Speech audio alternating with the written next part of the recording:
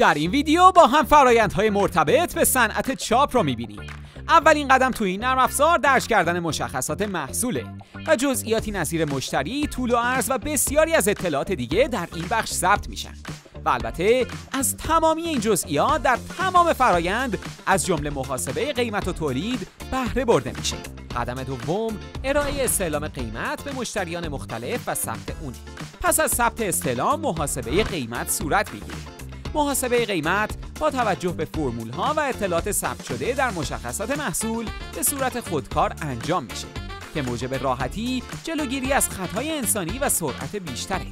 مرحله بعدی صدور پیش فاکتوره که پس از تایید اون پیش فاکتور نهایی سفارش آماده میشه.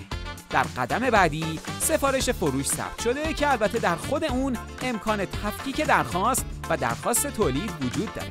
در بخش تفکیک درخواست در صورتی که تولید به منظور ارسال سفارش باشه یا تولید به منظور نگهداری در انبار باشه امکان مشخص کردن اون وجود داره. مرحله بعدی نرم افزار تراس-پویش دریافت سفارشه. در این مرحله طرح باید از نظر تولید، کنترل کیفیت و فروش به تایید برسه و در صورت عدم تایید هر یک از واحدها امکان دریافت سفارش وجود نداره. پس از این مرحله تکنولوژی ساخت صورت میگیره. مرحله‌ای که به صورت دستی نیست و با توجه به فرم‌های پر شده از جمله مواد، زمان راه‌اندازی و اطلاعات دیگه و همینطور محدودیت‌های اعمال شده توسط ماشین به طور خودکار توسط سیستم ساخته میشه. حالا امکان استفاده از سفارش‌ها در کنسول برنامه‌ریزی وجود داره. برنامه‌ریزی تمامی سفارش‌ها بسته به شرایطشون صورت میگیره. پیشبرد این فرایند با تعریف تجهیزات موجود از قبل صورت میگیره و به نسبت همین تجهیزات زمان دقیق شروع و پایان و نوع سفارشات قابل مشخص شدنه.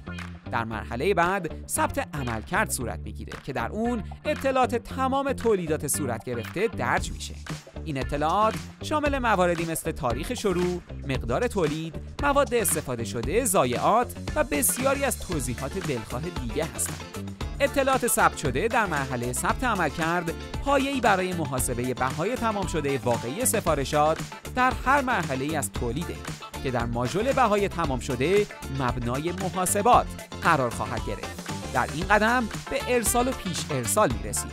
مرحله‌ای که تمامی هماهنگی‌ها برای ارسال بار به مشتری در اون رقم می‌خوره تا در نهایت فاکتور فروش صادر شده و به مشتری ارائه بشه. با نرم افزار تراس-پویش ویژه صنعت چاپ کسب و کار خودتون رو آسان‌تر و سودمندتر مدیریت کنید.